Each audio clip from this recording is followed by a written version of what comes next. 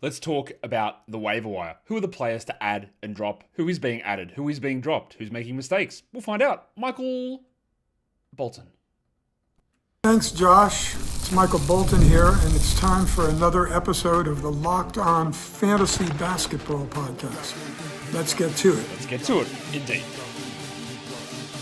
You are Locked On Fantasy, your daily NBA fantasy podcast. Part of the Locked On Podcast Network, your team every day. Hello and welcome to the Locked On Fantasy Basketball Podcast, brought to you by Basketball Monster. My name is Josh Lloyd and my Barbie is all out of shrimps. I'm also the lead fantasy analyst at basketballmonster.com, and today's episode is brought to you by Game Time. Download the Game Time app, create an account, and use the code LOCKEDONNBA for $20 off your first purchase. Thank you also for making Locked On Fantasy Basketball your first listen every day. We are free and we're available at all platforms, but also we're the #1 sports podcast network. So, thank you. And now let's drive this show to 100K. We're almost there. And I need your help to do it. Only you can prevent me not getting to 100K subs. And when I say you pushed me, which means you, but it should mean you. Anyway, good start Monday morning. Let's talk about the fantasy basketball waiver wire. Let's talk about the fact that I think new computer, ready to go. I think weekend full of tinkering, researching, sorting out. I think we've got it correct. Thanks to everyone for offering assistance. I know a lot of people are, I think it's your cable. It's definitely wasn't the cable. There are software settings and hardware settings that were creating problems, and I don't want to knock too much on wood. We'll see what happens when the recap show comes tonight, but I think we're good. Fingers crossed. Waiver wire show. Go. What are we talking about? Well, of course, we're talking about things that are happening on the waiver wire. That is generally the principle of this show. Who have been the most added players over the last 48 hours? Are there interesting guys for us to have a bit of a yap about? And yeah, there are. The #1 most added player is Bogdan Bogdanovic. And we're seeing this situation a lot in the NBA at the moment, in that there are situations that arise and it's really hard to sort of track. Bogdan Bogdanovic was out of the rotation when Bradley Beal was hurt. And now he's playing 40 minutes? Okay, bro, like what? I think there's a lot in that Dallas game, the double overtime game, that it's hard to sort of judge. Like, what is John Collins' role? Is he now, like, he coming off the bench, he moves into the starting group, Tyler goes, yeah, we're going to stick with this for a while. Then he plays fewer minutes than when he was coming off the bench. Okay. Like, it is all over the shop. We're going to play the young guys, big minutes, plays them fewer minutes. All right, cool, sick. Bogdanovic doesn't play 40 minutes. Like, it's all over the shop. So, look, we can continue to chase guys. That's okay, because we're only working with the information we currently have. Like, it would make sense, given the history of Bogdan Bogdanovic over the course of his career, that Bradley Beal would go out and he could step into a role and be really useful. But everything that we'd seen this season, and even end of last season, suggested that Ty Lue believes he can't play. And then he can play? So, I guess the point on Bogdan is, I get at him, but we're going to see this discussion and situation arise in so many different areas, where it's like, that's fine, and then in 3 days' time, it's not going to be useful. I also got up Sam Hauser today, right? Because we're having a chat with someone on Basketball Monster about him. And then I looked, Sam Hauser, we thought he might come into the season as the starter, and he did. He started 2 games. Well, he must have been terrible. No, he had 26 points and hit, I think, 8 threes in those 2 games combined. And then got benched, and then just plays 20 minutes a night now. Like, what? What happened? And the changes just happened like so quickly. And I discussed this phenomenon, I think, in the week 5 preview show. But it's going to be something that's a problem for us. What about Naji Marshall? Second most added player. Again, very easy reason for this. Last game, he played 47 minutes and took 19 shots. He's 17% rostered. He's had a steal in 8 straight games. All that is very good. Naji Marshall is a good player. Naji Marshall, we saw last season when everybody was injured, was very good. Naji Marshall at the moment has PJ Washington out, has Anthony Davis out, has Derek Lively on a minutes restriction. He's going to put up good numbers. So your moves on Naji Marshall is like, do you add him now? Sure, but long term? There's no way. Unless other things happen. Because when we talk pecking orders of the team, he's just not high up there. He sits as like the guy that is coming off the bench, again, because this team is so weird. Max Christie, Cooper Flagg, Anthony Davis, Brandon Williams / D'Angelo Russell, whoever you want to say, Lively, Gafford, Washington, Marshall. They're deep. And there's no, like, he'll play 24 minutes a night most nights, and it's not enough. But as long as PJ is out, then Naji Marshall is the replacement there. The next one is another interesting one where we try and focus on patterns. And I think Tristan da Silva makes sense did make sense as the replacement for Paolo Banchero, but that's not what Jamal Mosley did when Paolo Banchero got hurt. In fact, da Silva's role did not even change. And you know what that suggests to me? No offense to Jamal Mosley. It suggests you're a bad coach. And I'll tell you why it suggests you're a bad coach. Because I know what someone's reason will be before you start clickety-clacketing on the keyboard. You'll be like, oh, you didn't want to interrupt his rotations mid-game. If you're a coach and are you that bad at your job that you can't just make a tweak to go, hey, maybe the guy that we want to replace Paolo should actually replace Paolo versus him just not playing? Like him just playing his regular role? Like just make an in-game adjustment, man. Like shouldn't be that hard. So anyway, Da Silva started the game with Paolo out, which made sense over Jonathan Isaac. We thought that would happen. But Da Silva also, historically, has been a relatively empty fantasy player. Historically, meaning a year and a month. 33 minutes he played. That's really encouraging. He's at 8% rostered. Encouraging. He is doing the thing, though. And you know what the thing is. I need a better name for the thing. But for this point, we'll just call it the thing. He's a plus 37 in the last 2 games. That's obviously awesome, right? But in the last 6 games, he's shooting 67% true shooting, meaning every shot is going in. So he parlayed the improvement in role minutes, usage, with elite shooting. Now, in the last game, to be fair to this, he is sexy, isn't he? He's sexy. To parlay the increased role and usage with elite shooting, it's a huge thing. Now, he did it also. Again, the 9 rebounds are really strong, but he's not a guy that's going to get steals or blocks or get to the line or usually be a good rebounder or get assists. He's going to be tall Tim Hardaway Jr., who we'll talk about later. He's fine to roster Tristan da Silva. Absolutely. If you want to try it out for points and threes, that's it, but that's points and threes. And if you're in a points league, there is value in that because we know the value that the points category holds. But he also won't be that good at shooting. Speaking of being that good at shooting, what about Vit Krejci? I admit, after the first game, I poo-pooed the fact that people were adding Krejci. I was wrong because he is on one of the hottest shooting streaks you will ever see. And that is not an exaggeration. Bro is 17 out of 23 from deep in his last 3 games. 17 from 23. He's at about 68% from 3. As I think I just worked out at the top of my head. I think that's right. I could have said 69 or 67, but, didn't want to go too crazy on it. There is literally no way. He's attempted 3 total free throws in those 3 games. He has 12 usage and 12.7% usage in the last 2 games. He's not doing anything apart from every 3 is going in, and it's making everything look great. What is also interesting is that Quinn Snyder loves that. He's closed the last 4 games for this team. But they're apart from Trae Young, they're all healthy and back. But this man also, like 10 days ago, was getting DMPs. And if he's not hitting, let's say 70% of his threes, he's not playing these minutes. He's not scoring these points. He's not providing this value. So like these guys, Marshall, we know why all of these have happened. Right? But especially the Marshall one, or more so the Krejci one, like I don't know that you're actually missing anything by not adding him because this level of shooting just does not have an ability to hold. Like it just will not happen. And he's just not going to do other things. Now, he's not a bad passer, Vit, and he has impacted the spiral Luke Kennard in his minutes, and maybe he's a 20-minute-a-night player. But a 20-minute-a-night player, it's going to end up in a situation where there are people in 12-man leagues still rostering Isaiah Joe because he had a couple of hot shooting games, which is pointless.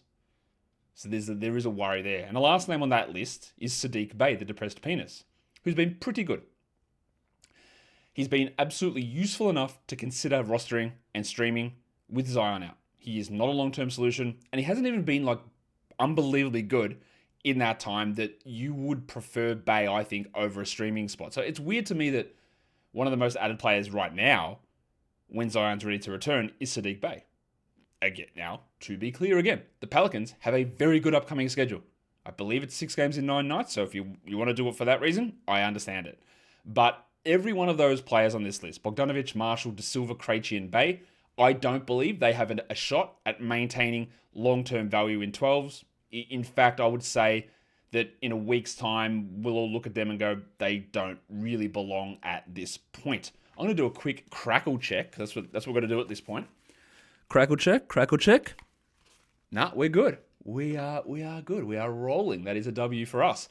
So let's come back and talk about some more of the most added players and most dropped guys. We'll get there in a sec. Today's episode, though, it's brought to you by Robinhood. Your ambition just met its match. With Robinhood, you play for the win. Not just on game day, but every day, locking in on every opening, beating your PR, beating it again. You channel that drive into your money. Robinhood puts you in control of your money. Trade stocks and ETFs, options, futures, and crypto, all in one platform. And you can now build and execute your own trades from a desktop with Robinhood Legends Advanced Tools, or take advantage of the new Robinhood strategies with a tailored portfolio managed by a team of experts. You expect more from yourself, expect more from your money. Get started today at robinhood.com/yourmoney. Again, that is robinhood.com/yourmoney. Your money, your move.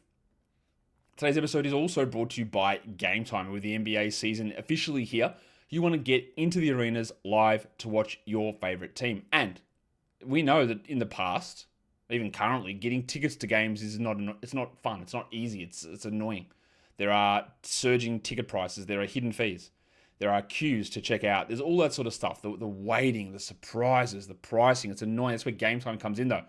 It gives you the advantage. It gives you the hack for scoring amazing NBA tickets fast, easy, and stress-free. You can see exactly what your view looks like as well on Game Time from your seats, so that when you click the ticket, you can go, this is what I'm going to be seeing. That's pretty cool. We're going to have this great view, great sightline, and look at that. We can get NBA tickets also on Game Time for under $25. So take the guesswork out of buying NBA tickets with Game Time. Download the Game Time app, create an account, and use the code LOCKEDONNBA for $20 off your first purchase. Terms apply. The code is LOCKEDONNBA for $20 off. Swipe, tap, ticket, go. We're back on the way to 100k subs, so sub up. Let's talk more waiver wire stuff. Let's get into the most added players on Yahoo, who have been the top 5, not including those names that I mentioned, because there is quite a the first ones I used were from Basketball Monster, and there's quite a bit of crossover on Yahoo. But the top 5 next names: Jeremiah Fears is one of the most added players. People are slowly catching on. You probably should roster him. Now, I am a little concerned that he might not push through the top 100, but for now, when a rookie guard gets a role and shows some promise, I like to grab, see what happens up until Thanksgiving, and see where we're at. Does he still maintain enough efficiency to hold? Is there enough in the peripherals to hold? Let's see what happens over the next few weeks. Derek Jones, the most added. I get it, sort of. But like so many of these Clippers, like he played huge minutes last game, like Bogdanovic, while Collins played 22. Is that really what's going to happen? Jones has been solid. I don't mind an ad or a stream of Collins. It makes some sense. But long term, if we're looking and Derek Jones is on our roster, I'm sitting there and saying, like, yeah, sure, man, like whatever. Like, I don't know that this is a holdable scenario. The next most added player is Daniel Gafford, and Daniel Gafford was very good last game. We actually saw big minutes, and we saw the first real big performance from Gafford. But my thing with Gafford is, while players are out, do it, go for it. He doesn't need huge minutes to roll with it. But long term, if you're thinking long term, I don't see how it happens. Unless you believe the conspiracy, and maybe this is true, I don't know. Unless you believe that Anthony Davis is never playing for Dallas again, he's being held out while they sort out a trade. I don't believe that is true, by the way. And I'm almost certain that won't be the case. But if you believe that, then maybe you think Gafford can maintain 25 minutes. Because honestly, I'm not sure Dirk Lively is going to get back to 26 here. But otherwise, if Davis plays and then Washington's there and Lively's up, he's just not going to do enough. So I get it, again, short term, but long term, I don't. Kevin Huerter is one of the most added players. He's a little strange, considering Kobe White and Josh Giddey are returning. I also, I understand the point that they're playing on Sunday. And the Bulls, like the Pelicans, when we talk about fears, have 6 games in 9 nights coming up. Very, very chock-full schedule. But Huerter's value is about to be hit pretty significantly, and he's going to be a sub-150 player league value guy, I believe. But volume might get you there. And then, a lot of people chased D'Angelo Russell. And I've said this, and I've said it for 2 years, I just don't know with this guy. I have no idea. I thought we've buried him 20 times. And every time he comes back, he has a hot little run, he has a couple of good games, and teams fall back in love. And then it goes back to the thing, he's bad. And we actually even saw it in the last game where he put up good numbers and then just some of the most mind-boggling, bafflingly stupid decisions you've ever seen that should get a coach who's competent. Unfortunately, it doesn't exist in Dallas, but it will get a coach who's competent and say, bro, can we get this guy out of here? Why is he playing? And that's the conundrum. Like, he could play 15 minutes in today's game. He could play 38. I just don't know. And I'm a little bit there with Santi Aldama as well. But I'm there with D'Angelo. I don't know, and I don't care. Add him, don't. It's just going to go back and forward, and trying to figure out when it happens, impossible. What I do know is he is not a good on-court player. He will have some hot moments, and he has cachet, reputation that enables him to get the opportunity to get those moments. But he is bad. And overall, I think if I just avoid him, I'll end up either coming out on top or not losing out. Let's talk about who's been dropped in leagues and whether those decisions make sense. Most of the time, we don't have to wait too long on these ones. Aaron Nesmith, easy Jack. Get that garbage out of here! They're saying at least 4 weeks for him. That means he has escaped a significant ACL injury, which is good. I would suggest, given how that knee injury looked, it's going to be a little bit longer than that. But when he comes back, like, he's only a fringe guy anyway. But as with anyone who's injured, if you want to stick him in IL and you can, do it. That's cool. Marcus Smart. Yeah, and we all know why. He didn't play last game, but the Lakers play 3 games in the next 10 nights. Like, he's definitely not worth holding. See ya, Marcus. Isaiah Jackson. Can't block shots anymore. The only appeal of Isaiah Jackson is a guy who you'd look to grab at the end of drafts, which I did like to do, because I thought he was going to start, and then Rick Carlisle told us he was going to start. All right, bro can block 2 shots in 20 minutes. I think he's blocked 2 shots all season. And that's an exaggeration, but it's not. I think he's blocked 4 all season, and that's not an exaggeration. He doesn't block anything anymore. He doesn't even start anymore. Tony Bradley does. So yeah, see you later. His teammate, TJ McConnell. It is going to take some time to get up. Now, obviously, a lot of guys are out, but I think as soon as Mathurin comes back, the value of McConnell is just not there. It's not even there now. I would like to maybe hold, but you might have McConnell and be in desperate measures and you need someone to actually produce, and that's the problem with guys like this. When you're stashing them in IL and they come off, now you've got to deal with the slow ramp up, which leaves that roster spot ineffective. And then the next most dropped player, little surprise, Malik Monk. Which I get, he played like 15 minutes last game. And the Kings are the Kings. I don't get their rotation. Like I've said all along, I've said it to Kings people, I've said it to you guys. Their offseason made no sense. They should have just started Malik Monk at point guard. Run the ball through your other ball handlers, who can sometimes pass. LaVine, DeRozan, Sabonis. You didn't need a point guard. You needed someone who could play on and off ball and could shoot. And that's what Malik Monk is. But they've said, no. We want the opposite. We want the strength and advantage that LaVine, DeRozan, and Sabonis give us with some passing ability to be neutralized.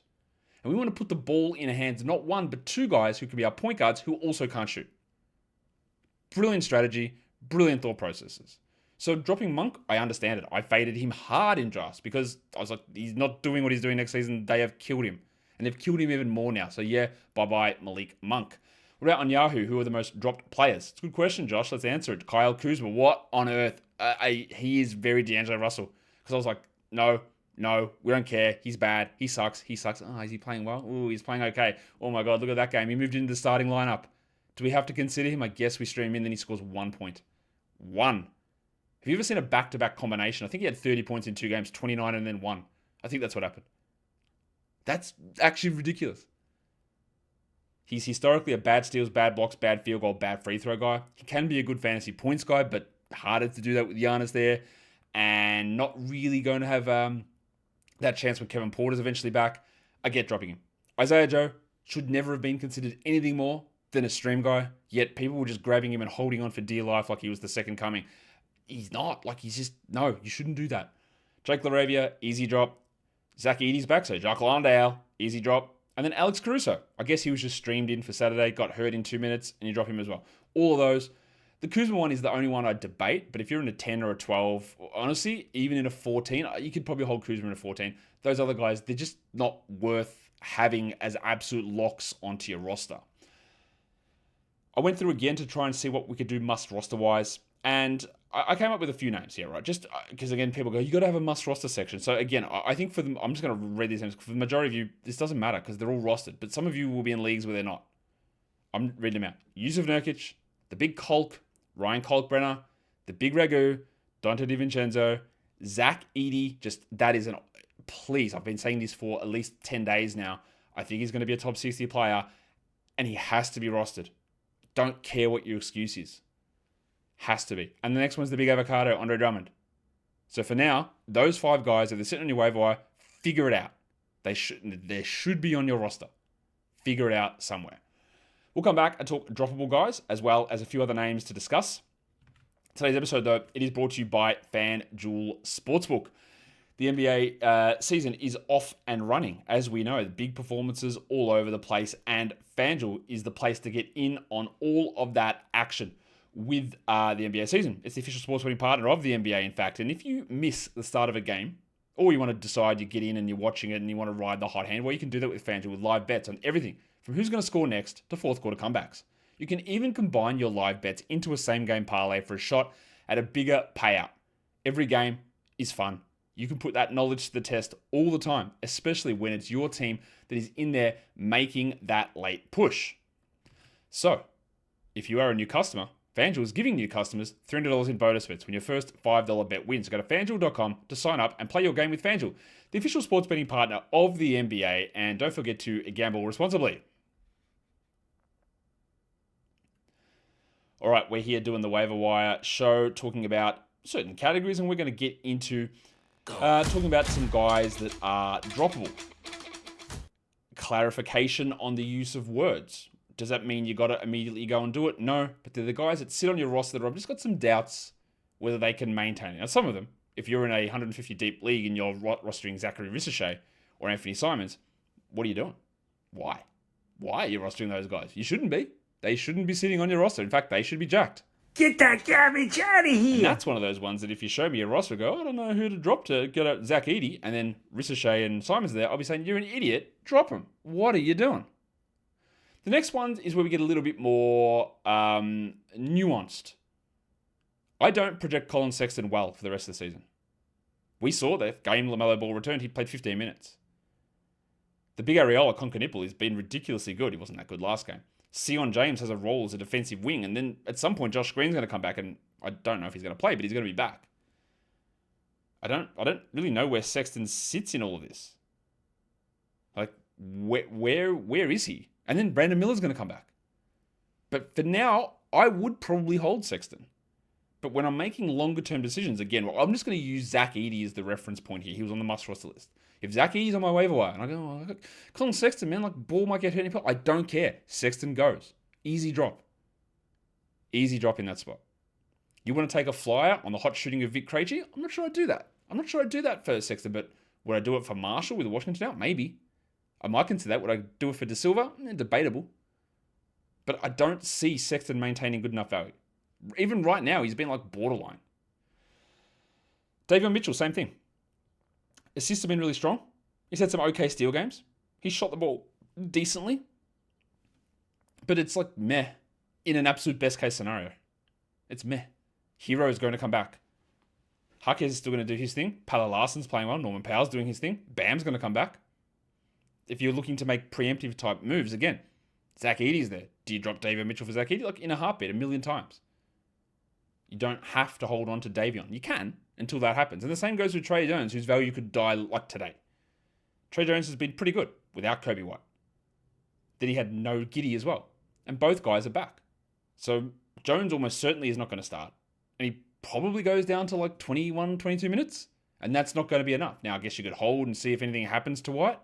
But like we said again with a lot of these guys, has Jones even been good enough in this best case scenario? Like he's been fine, but has he even been good enough to go, well, yeah, I just don't want a situation where White gets hurt and then, yeah, Jones is going to go off again. Like, did he go off? Like he was good. He was good enough, but was it the definition of going off when the situation was tailored for him to be good? I don't think it was.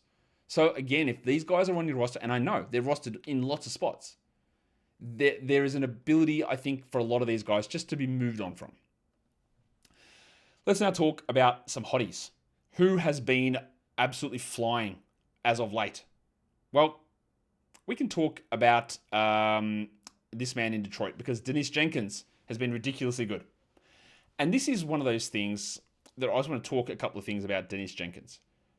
There are times that I talk about setting up leagues and roster sizes and things like that, and people go, no, we want activity on the waiver wire. If you have deep benches, deep rosters, you have no one's active on the waiver wire. And my counter to that is always bullshit. Not true. Like, I play in deep leagues. Locked On Fantasy Basketball Bowl League, we go 200 deep, around that, 190 players deep. There's always players. There's always players available to pop up, like this man. 23 assists for Denise Jenkins and 7 steals in his last 3 games. He's hit 9 of 16 from 3, and he went 0 in one of those 3 games. He is a legit NBA player. I think that he is a legit NBA backup point guard who is a legit NBA starter, probably like, a top 30 point guard upside player overall, right? He's on a 2-way contract, but he was never drafted in any leagues. That's not true. Did I draft him in the draft and stash league? I might have. I like him as a player. I think he's a better player than Marcus Sasson. I have since the very first time I saw them both play in Summer League like 2 years ago. He's a legit player. He's a very, very good player. But while Jenkins is cooking at the moment, these games have had no Cade Cunningham, no Jaden Ivey, no Asar Thompson, no Tobias Harris, no Jalen Duren. Some of them had no Isaiah Stewart. Some of them had no Karis LeVert. For as good as he is, he has 0 shot of playing 30 minutes a night. For as good as he is, he's 0 shot of playing 25 minutes a night.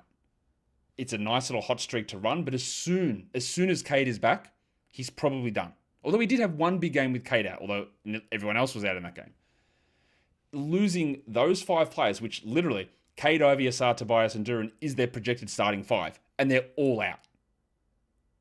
But it also, again, proves that point, I think, that like waiver wire value pops up at any point with so many different guys. And that includes the next guy on the list, which is Paul Reed, who's been a top 100 player over the last week. Because Duren's been out, Stewart was out, and then limited. And Reed is an absolute permanent beast. Steals, blocks, rebounds, assists. He's scoring well. But he's going to go back. And as soon as Harris and Duren are back, he'll play 0 minutes. He'll get some minutes if Harris remains out, because Stewart will play more at the 4, enabling him to back up Duren. And while Duren is out, he starts. And we stream those guys. But what this list here is, with Jenkins, with Reed, and with Karis LeVert all in Detroit, with Lonzo Ball on this list as a top 100 player over the last week, it just shows you, when players get hurt, there are short-term guys to grab. It happens all the time. We always are finding these options in the short term that don't have the long-term value, but they have the short-term appeal. The last one I want to focus on is Jordan Goodwin. Jalen Green is out. Grayson Allen's hurt. That's not long-term. But Goodwin, I would say over the last week, has outperformed Collin Gillespie in basically every game. He is an elite rebounding guard who gets steals. He gets assists. He scores pretty well. And in 23 minutes a night, honestly, he has 12-team appeal, Jordan Goodwin. Gillespie's also dealing with a back issue. If I'm in a league that's 180, 175 deep, I would add Goodwin and let's just see where it goes for the short term while Allen is out. Because he is outperforming Gillespie. I think I probably would still have Gillespie over Goodwin, but recent data tells us that is not the right move. Goodwin's a top 100 player over the last week. Did anyone know that? He's actually put up incredibly good numbers, and now Allen out actually improves it. He has a better opportunity. So we're actually maybe even moving into do we consider Jordan Goodwin as a short-term 12-team guy? I'm not going to rule that out completely. I've got 5 other names I want to talk about before we get out of here. And this is one that is going to have a lot of people talking, and that's Tim Hardaway, because he did the thing. All right, Christian Brown is out 6 weeks, ankle sprain. Drop Christian Brown. Cam Johnson's dealing with a bicep injury. Cool. Drop Cam Johnson. Tim Hardaway started, and he did the thing. He went 5 of 6 from 3. He scored over 20 points. He played the entirety of the second half in that game. He's only 8% rostered. But we also know who Tim Hardaway Jr. is. We saw Tim Hardaway Jr. start all season last season, and we never considered him a must-roster 12-team league guy. And if you throw out the thing while playing with Jokic, we just talked about Cam Johnson. We just talked about Christian Brown, who guess who they've been playing with, and they're terrible. Hardaway relies, much like as we do full circle back to Vit Krejci, back to Tristan da Silva. He relied on being an elite shooter. every shot goes in, then you've got value to me. But you don't do it enough, and you don't do another things to buffer that. So while it's going to be common here, and I don't know what they're going to do. Like when, say, Johnson returns, this is where the conundrum is with Denver. I can't really figure this out because Peyton Watson and Tim Hardaway started last game. Peyton Watson is probably the Cam Johnson replacement. But in terms of his game style offensively, he's more like Christian Brown. He's not a shooter. He's a cutter and finisher, a transition guy. Hardaway plays more like Johnson in that he's a three-point bomber. But do you actually think that they're going to play Peyton Watson at the 2? Cam Johnson at the 2? And go Johnson, Watson, Gordon? It doesn't seem right. The defense will be in real trouble. Or do you put Hardaway out there alongside Cam Johnson, Aaron Gordon, and have 2 real defensive issues? So what I think is going to happen, you're going to have Hardaway, you're going to have Watson maybe playing 25 each and sort of a lot of mixing and matching going on. And it's going to make both Hardaway and Watson streamable if you chose the right game in advance, but having no ability to choose that game in advance. I would prefer Watson over Hardaway personally. Definitely in 14s. Hardaway's more of a 16 to me, a 200-player league guy. But I think it's going to be very up and down. Keon Ellis, we saw the minutes go up, and we thought something like that might happen with the shake-up in Sacramento. I added him in a couple of spots. If you were running or considering running to add Chris Dunn, do Ellis instead, because now at least they're going to play him. But it's Sacramento. That can change at any point. Moussa Diabate is an interesting one because even with the big Ryan Kalkbrenner back, he's playing really well. And I didn't really think this was going to happen, but it is. I think at this point, you got to look at Diabate as just a 12-team league guy. So I would roster him. And the last name is Juice McBride. Jalen Brunson is out. McBride started. Cool. We thought that. Jalen Brunson was out. McBride started. Didn't do anything. We also thought that. I didn't think that there was a clear add from the injury to Brunson. But now we've got the added complication that the Jedi OG Anunoby is out for at least 2 weeks with a hamstring strain. And Jordan Clarkson was the guy that started last time. McBride now was also dealing with a questionable tag for personal reasons. Would I rather have Clarkson than McBride? I think it's one of those ones where it's not entirely clear, to be honest with you. If Clarkson actually gets locked in, he is a better fantasy producer than McBride. But it's very up and down. So if you added McBride with Brunson being out, I didn't think that it was the most necessary move to begin with. It didn't pan out in game 1. And now I think giving that extra opportunity to a Shamet, who is very much Knicks Tim Hardaway Jr. And well, that's confusing because I don't mean that Tim Hardaway when he played for the Knicks. I mean the Knicks version of what Tim Hardaway currently is. Shamet hits threes and does nothing else. And Clarkson can add assists in at times, and sometimes he gets to the line. I think that I'd prefer Clarkson over McBride because OG is out now. But I'm still in that spot where it's very take it or leave it to me. And as you'll know, we've mentioned 40 names or so here on this show today. And there's arguments you can make for 25 guys who are sitting on many waiver wires that could be added and could be useful and could do something, but also has pretty significant expiry dates on their production. And so just don't get attached to these guys. There's no league winners popping up from these group of guys like Dennis Jenkins or Tim Hardaway or Vit Krejci or Tristan da Silva. They're not league winners. It's finding what's happening right now, having a crack at it, but playing the schedule more importantly. Don't tie yourself to Tristan da Silva losing a streaming spot where you could turn a 3-game week from da Silva into 6 if you use it properly. I think that's one of the bigger takeaways here. A lot of these guys doing really well, but the sustainability can be a problem. The sustainability of this show is also a problem because that's it. It's done. It's over. The way that you can maintain the sustainability of it is by subscribing and getting us to 100K, listening on audio as well. That is huge for me, and watching the videos. Guys, we're done here. Thank you so much for crackling, everyone. See ya.